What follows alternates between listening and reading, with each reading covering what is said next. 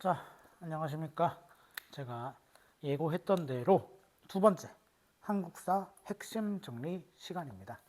오늘 조선시대 그리고 흥선대원군까지 나랑 같이 배웠었던 파트의 핵심적인 내용을 좀 더 중점적으로 오늘 수업 시간에 다시 한번 더 복습하는 시간 가져볼 수 있도록 하겠습니다. 자, 우선 여러분들 나눠드린 프린트 장 같이 보시면서 보면 돼요.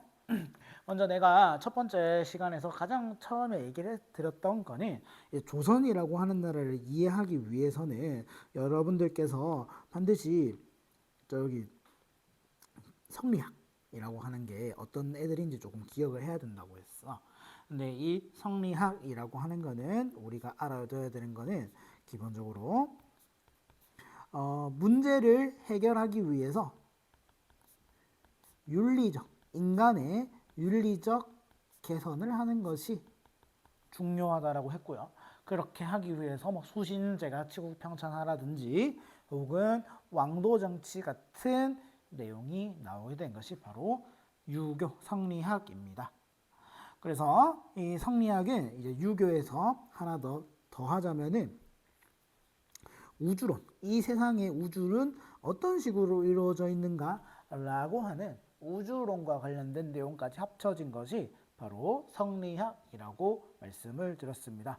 이 조선이라고 하는 나라는 500년 동안 이 성리학이라고 하는 것을 어떤 식으로 이제 발전시켜 나갈 것인가를 이제 주요한 논점으로 삼아서 이제 돌아갔기 때문에 성리학이 무엇인지 기본적으로 이해를 해 두셔야지 조금 더 쉽게 이해할 수 있어서 설명을 드렸습니다.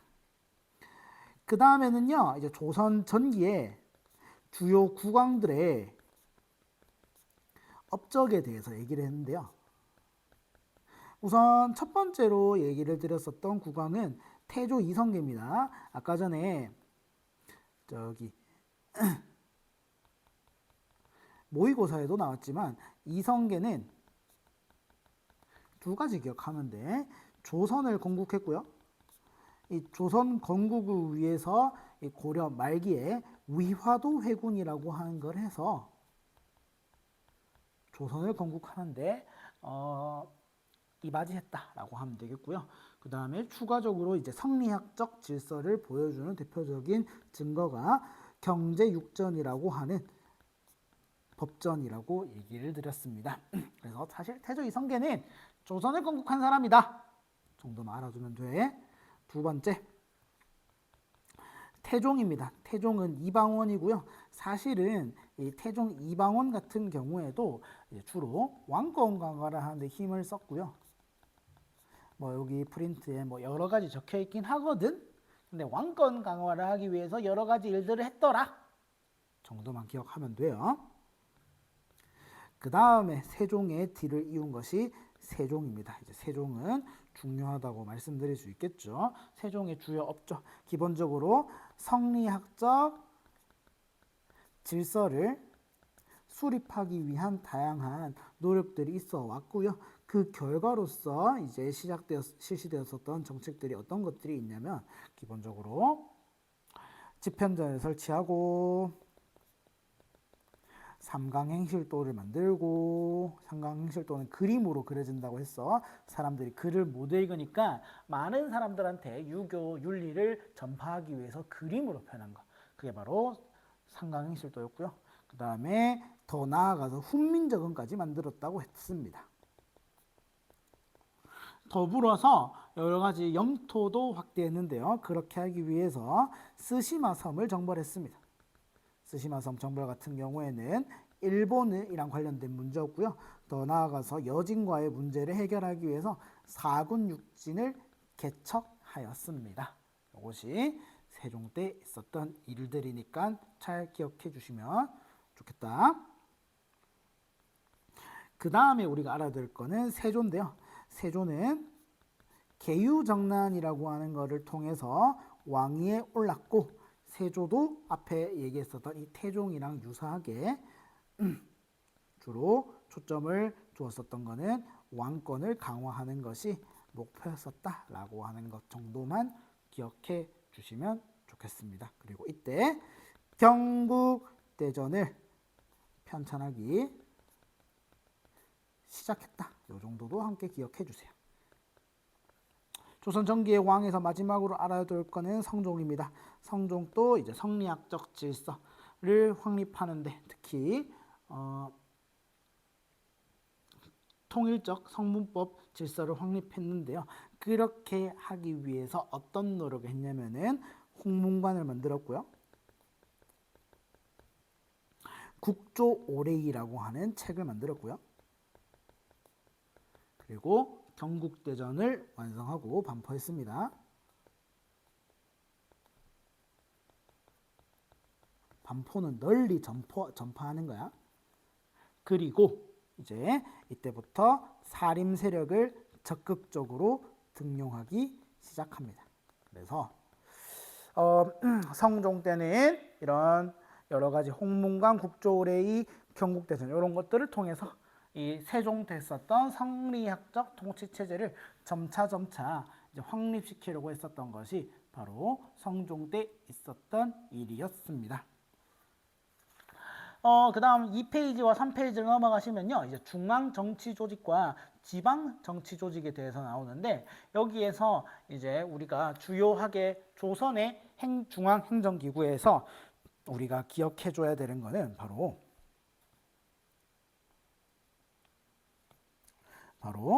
자, 조선의 중앙과 지방 행정기구인데요. 중앙에서 우리가 기억해둬야 되는 것은 바로 의정부와 3사의 기능을 잘 기억해 두셔야 됩니다. 의정부는 국정을 총괄하는 기구였고 그 아래에 6조, 2호, 예병, 형공이라고 하는 6개의 조가 있었고요. 3사 같은 경우에는 사헌부, 사관원, 그리고 홍문관 이 세 가지를 통틀어서 3사라고 했는데 얘네들은 주로 언론기관을 담당하면서 관리들의 부정부패를 감시하고 견제하는 그런 애들을 기능을 했었던 것이 바로 3사라고 얘기를 드렸습니다. 그리고 조선시대는 성리학적 통치 이념을 확립하기 위해서 여러 가지 교육과 시험을 통해서 관리를 선발했는데 최상위의 교육기관으로는 성균관이라고 하는 것이 있었습니다. 성균관이 오늘날의 일종의 대학교 같은 느낌이다 라고 기억을 해주시면 좋겠어요. 그 다음에 이제 지방은요, 우리 앞에서 저기 모의고사에서 봤다시피 8도로 이루어져 있었고요. 이 조선의 지방 행정 체제는 모두 다 주현으로 구성되어 있다고 했습니다. 주현은 지방관이 파견된 지역을 주현이라 하고, 참고로 속현 같은 경우에는 지방관이 없는 지역을 얘기해요. 특히나 내 앞에서도 얘기했는데 조선은 이전 시대인 고려시대와 비교했을 때 고려시대에는 속현이 있었지만 조선시대에는 속현이 없고 오로지 주현만 있다고 말씀을 드렸습니다. 특히나 그 고려시대의 가장 특징이라고 할 수 있는 향, 부곡, 소, 이거는 조선시대 때 아예 없어지게 된다라고 하는 것도 함께 잘 기억해 주시면 좋겠습니다. 더불어서 이 조선시대는 그 관리가 자기 지역으로 지방관으로 파견됐을 경우에는 여러 가지 부정부패가 열릴 수 있다고 생각해서 예를 들어서 내가 춘향전이 실제로는 일어날 수 없는 소설 속의 얘기라고 했었지. 이 몽룡이가 자기가 살았었던 고향인 남원으로 암행어사라고 하는 것은 원래는 불가능한 얘기라고 했습니다. 왜? 상피제라고 하는 게 있었다. 상피제는 권력의 부정과 집중을 방지하기 위해서 자기 출신의 지역의 지방관을 부임할 수 없도록 한 상피제까지도 함께 잘 기억해 주시면 좋겠습니다. 넘어가서요. 이제 프린트로 따지면 5페이지입니다. 5페이지부터는 이제 사림이라고 하는 애들과 붕당이 형성되는 과정에 대해서 얘기를 하는데요. 여기서 사림이 등장하는 과정에서 4대 사화가 나옵니다. 4대 사화, 사화는 기본적으로 훈구랑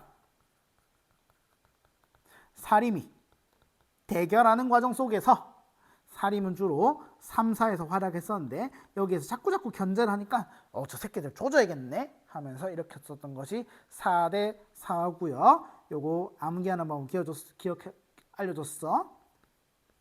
무엇? 갑자기?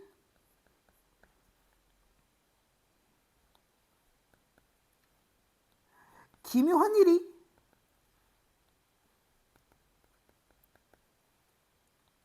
을사년에 일어난다고?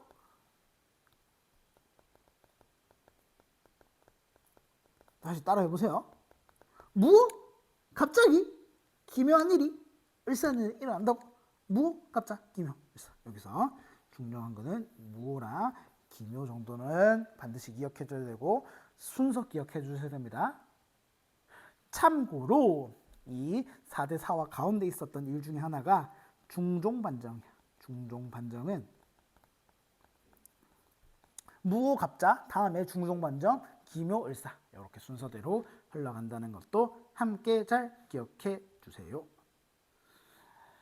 자, 무오사화가 왜 일어났는가? 무오사화는 기본적으로 훈구 애들이 사림 애들을 공격하기 위해서 왜 이 새끼들 뭐 잘못한 거 찾아볼까 하니까 이 사림의 김종직이라고 하는 사람이 이 조의제문이라고 하는 내가 앞에서 얘기했었던 그 패드립을 날린 적이 있다고 했었지. 그 패드립 때문에 빡쳤었던 연산군이 사림 애들을 싹을 다 죽여버린 사건이 바로 무오사화가 되겠습니다. 두 번째 있는 갑자사화 같은 경우에는 사실은 연산군이 훈구든 사림이든 간에 싹을 다 죽여버린 사건이야. 왜? 자기 엄마가 신하들 때문에 죽었다라는 것을 알게 되고 연산군이 모든 신하들이 싹을 다 죽여버린 사건이 바로 갑자사화입니다. 갑자사화 이후에 이 연산군이 개판을 치니까 이 새끼 계속 왕이 되면 조직겠다 싶어서 이 훈구 세력을 중심으로 해서 이 연산군을 몰아내기 위한 시도가 있었는데 그것이 바로 중종반정입니다. 중종반정에서 즉위한 국왕인 중종은 자신의 왕권을 강화하기 위해서 훈구 세력을 견제하려고 기묘사림들을 적극적으로 등용했어요. 기묘사림에는 대표적인 사람으로 조광조가 있었고요. 조광조의 개혁정책을 반드시 기억을 해주셔야 되는데 앞에서도 내가 얘기를 했었어. 뭐가 있었냐? 현량과 실시. 자기 조광조 세력을 보다 쉽게 등용하기 위해서 현량과를 실시했고요. 향촌에서의 사림 세력을 적극적으로 이제 길러내기 위해서 향약을 보급했습니다. 그리고 성리학적 통치 질서를 망가뜨리는 소격서라고 하는 제사를 지내는 기구가 있었는데 이 소격서를 폐지하면서 보다 적극적으로 성리학적 질서를 구축하려고 했습니다. 더 나아가서 문묘를 배양하려고 하는 시도까지 하면서 완전히 성리학적 질서를 확립하려고 했었고요. 그런데 이 조광조 세력이 나가리가 된 계기는 바로 훈구 세력에게 가장 위협적이었었던 위훈을 삭제하려고 했었던 시도 때문에 조광조와 조광조의 세력은 이 기묘사화를 통해서 완전히 싹을 다 죽어버리게 된 것입니다. 이 조광조가 이런 개혁 정치를 했었던 목표는 크게 두 가지를 했어. 왕도 정치를 실시하고 사림 중심의 향촌 질서를 구축하는 것. 이 두 가지가 조광조 개혁 정치의 목표였다라고 말씀을 드렸습니다. 기묘사림 말고 그냥 기묘사화라고 적어두자. 마지막 사화는 을사사화입니다. 을사사화는 모든 사람들이 다 죽은 사건이기 때문에 좀 중요성이 떨어지고 요거는 순서는 기억해 두시되 여기 세부적인 거는 무오, 중종, 기묘 이런 것들은 기억해 주시면 very very good가 되겠다. 자, 다음 우리 저식이 대외 관계로 넘어가도록 하겠습니다. 자, 5번 조선의 대외 관계. 조선의 대외 관계 하면은 기본적으로 가장 기본적인 스탠스는 네 글자였어. 뭐였을까? 4대 교린입니다. 우리나라보다 더 힘이 세고 나라가 큰 명나라에게는 조공을 바치고 책봉을 받는 4대 정책을 펼쳤고요. 우리나라보다 상대적으로 약한 여진과 일본에게는 회유책과 강경책을 교묘하게 적절하게 취하는 교린 정책을 살폈습니다. 특히나 여진에게는 4군 6진을 개척했고요. 이 일본에 대해서는 스시마 섬을 정벌하면서 적절하게 4대 교린 정책을 실시했다라고 하는 것도 함께 기억을 해주시면 좋겠습니다. 조선 하면은 4대 교린 정책이다. 5번이고 6번입니다. 그 다음에는 이제 양난이라고 하는 임진왜란과 병자호란에 대해서 살펴볼 건데요. 우선 임진왜란 같은 경우에는 이 도요토미 히데요시라고 하는 인간이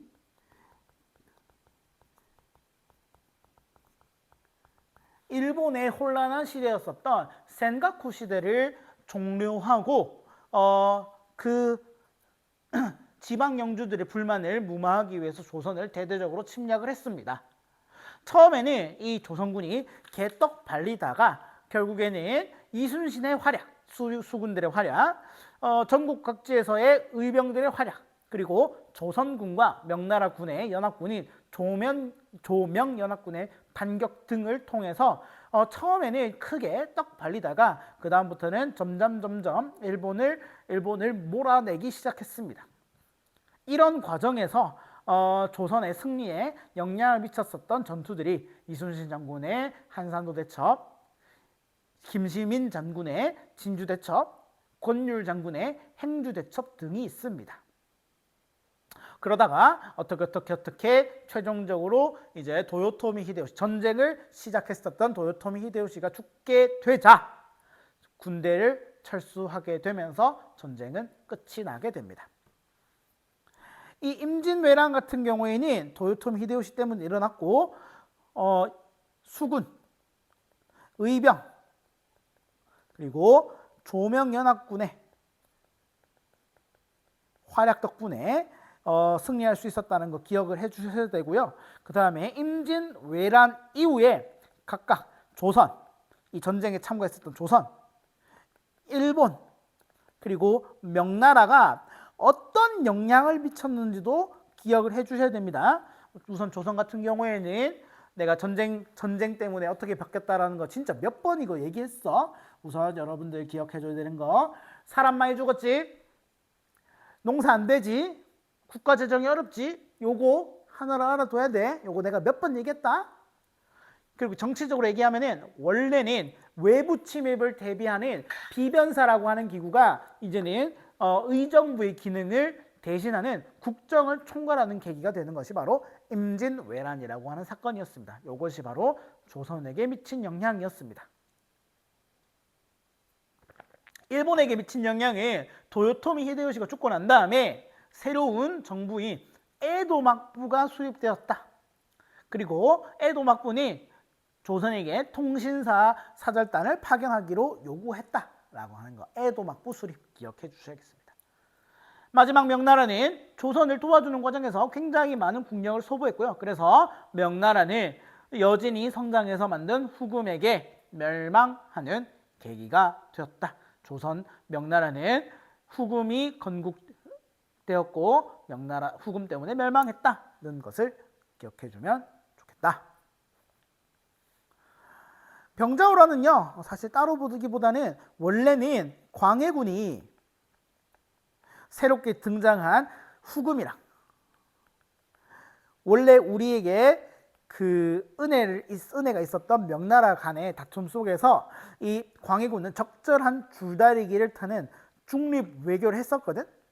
그런데 이거 안 돼. 야, 우리 이렇게 하는 건 명나라한테 배신하는 거야 라고 주장했었던 인조를 비롯한 서인 애들이 광해군을 몰아내는 인조 반정을 일으키면서 야, 명나라랑 친하게 지내고 금나라는 배척하는 이런 친명배금 정책을 쓰니까 저 새끼들 벗어 하면서 이 조선을 공격하러 온 사건이 바로 병자호란이 되겠습니다. 병자호란 때는 청나라가 조선에게 군신 관계를 요구했지만 군신 관계라고 하는 거는 왕과 신하의 관계야. 그렇지만 이거를 거부하니까 쳐들어와서 남한산성에서 끝까지 저항을 하다가 최종적으로는 삼전도라고 하는 곳에서 우리 영상에서 봤었던 굉장히 굴욕적인 절을 하는 것으로 전쟁이 끝나는 것이 바로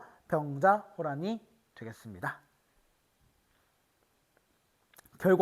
결과는 바로 청나라한테 복수하자라는 북벌운동이 등장하는 계기가 되었고요. 나중에는 야, 청나라 너무 세더라. 청나라 오케이 복수하는 건 좋지만 청나라한테서 배울 건 배우고 복수하자라고 하는 북학론도 등장하게 되었습니다.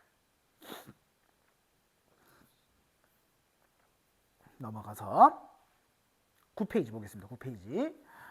붕당 정치의 전개 과정에 얘기할 건데 일단 붕당 정치의 가장 시작점은요. 언제였죠? 선조 때였습니다. 선조 때 최초의 붕당인 서인과 동인으로 구분되게 되었는데 서인과 동인이 구분되게 된 이유는 크게 두 가지야.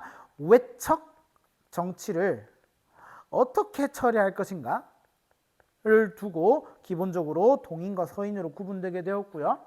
그 중에서도 특히 이조전랑이라고 하는 것을 누구로 임명할 것인가를 두고 또 분열되게 되었습니다. 이제 김효원이라고 하는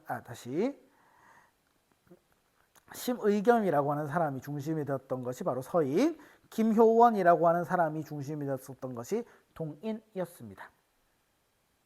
이렇게 나뉘어진 붕당 같은 경우에는 어떤 특징을 가졌느냐? 정치적인 견해를 달리했고요. 학문적인 성향을 공유했고요. 거기다가 지역적인 차이까지 있었던 것이 이 붕당 정치의 특징이고요. 이들은 공론 정치, 모든 사람들 의견 중에서 가장 좋은 의견을 받아들인다고 하는 공론 정치를 지향했었던 것이 바로 붕당입니다. 10페이지로 넘어가면은 이러한 붕당 정치가 본격적으로 어떻게 흘러가는지 나와 있는데 이제 광해군 같은 경우에는 중립 외교 때문에 앞에서 이 인조반정이 일어났고 인조반정이 일어나고 난 다음에는 전쟁이 일어났다고 했지. 개판이 됐다고 했지. 그 다음에 있었던 게 바로 효종 때의 북벌운동입니다. 그렇지만 실제로 이게 실현 가능했다 안 했다? 안 했다. 청나라가 너무 셌기 때문에 실현하는 것은 어려웠다. 그런데 효종이 죽고 나서 문제가 생깁니다. 효종의 아들인 현종이 즉위하니까 효종이 첫째 아들인가요? 아니면 둘째 아들인가요? 적자인가요? 장자인가요를 두고 다툼이 일어나게 되었는데 이렇게 일어난 다툼을 우리는 뭐라고 얘기하냐면은 예송이라고 합니다. 예송은 남인 같은 경우에는 효종이 둘째 아들일지라도 왕위에 오른 사람이기 때문에 효종은 적자이다. 그러니까 3년간 상복을 입으셔야 된다라고 주장을 했었고요. 서인은 아무리 왕일지라도 어쨌든 간에 효종은 인조의 둘째 아들이니까 두 번째 아들인 걸로 취급해야 돼요 라고 하면서 상복을 입는 기한을 1년으로 했습니다. 그런 효종이 죽고 난 다음에 효종의 계모뻘인 자의 대비가 몇 년간 상복을 입어야 하는가를 두고 남인과 서인이 다툼을 벌인 것이 바로 예송이더라. 순서도 기억해야 돼. 현종 다음에 등장했었던 숙종 같은 경우에는 왕권 강화를 하기 위해서 전국을 주도하는 붕당을 교체하는 환국을 단행하기도 했습니다. 요 환국 다음에 나타나는 게 바로 뭐냐면은 바로 탕평정치. 탕평정치를 실시한 왕은 영조와 정조가 있는데, 영조 같은 경우에는 이런 식으로 붕당의 환국 정치를 통해서 붕당 간의 대립이 너무 세지니까, 야 너희들 좀 그만 좀 싸워라. 야 우리 너희들 신하들이 오로지 왕을 위해서 충성을 해야 되는 존재들인데 왜 자꾸 너희들끼리 싸워? 라고 하면서 붕당 세력들 중에서 온건하게 왕의 말을 잘 들을 수 있는 그 온건파들만 모아서 탕평파를 만들었고요.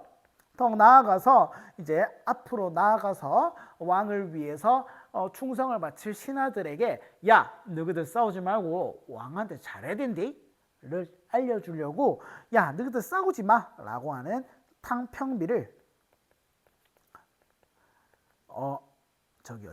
성균관에다가 만듭니다.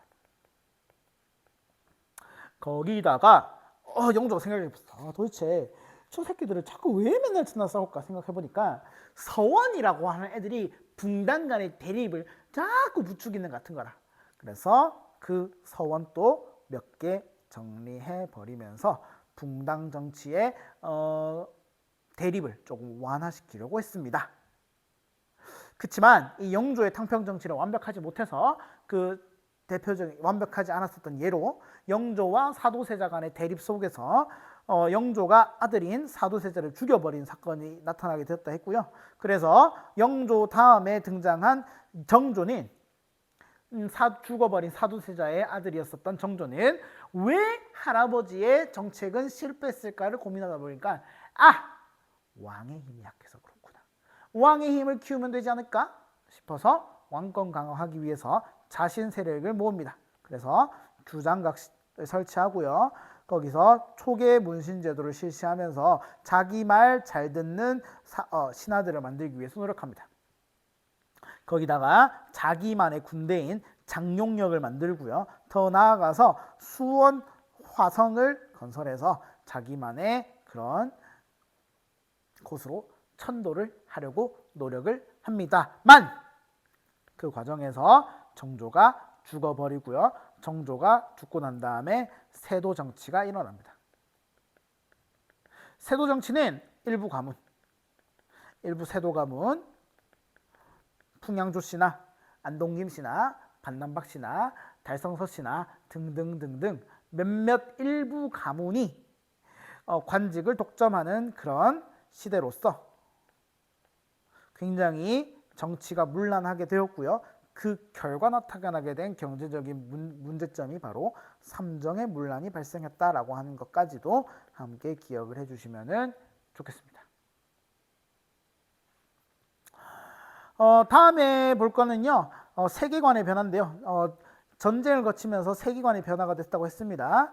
세계관의 변화로서 원래는 화이론적 세계관이라고 해서 중국이 짱이고 나머지는 다 오랑캐라고 바라보는 화이론적 시각이 있었는데 앞에서 봤다시피 명나라랑 청나라랑 싸워서 누가 이겼어?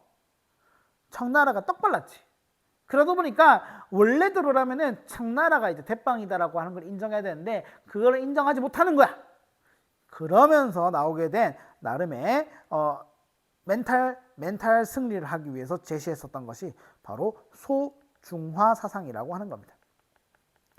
원래 명나라가 가지고 있었던 중화가 청나라한테 넘어간 게 아니라 조선으로 넘어가서 작은 중화가 되었다라고 주장을 하는 소중화 사상이 강화되었고요. 두 차례의 전쟁을 거치면서 북벌론과 북학론이 등장하게 됐다라는 것도 설명을 드린 바가 있습니다. 내가 이거 설명할 때 프린트 12페이지랑 13페이지에 있는 북벌론 자료랑 북학론 자료를 보시면서 각각 사료를 보고 그것이 북벌론인지 북학론인지를 구분하실 수 있어야 한다고 설명을 드린 바가 있습니다. 그래서 12페이지랑 13페이지에 있는 이 서류들을 보고 여기 제목에 나와 있는 어떤 시대에 나왔었던 이야기들인지를 반드시 잘 기억해 줄 수 있으면 좋겠다. 아, 너무 길다. 아, 생각보다 많네. 아니야, 얼마 안 돼. 얼마 안 돼. 15페이지. 아니다. 조금만 쉬었다가 여기 15페이지에 있는 양반 신문제 사회와 상품화폐 경제, 맞아. 여기서부터 다시 한번 정리해 드리도록 하겠습니다.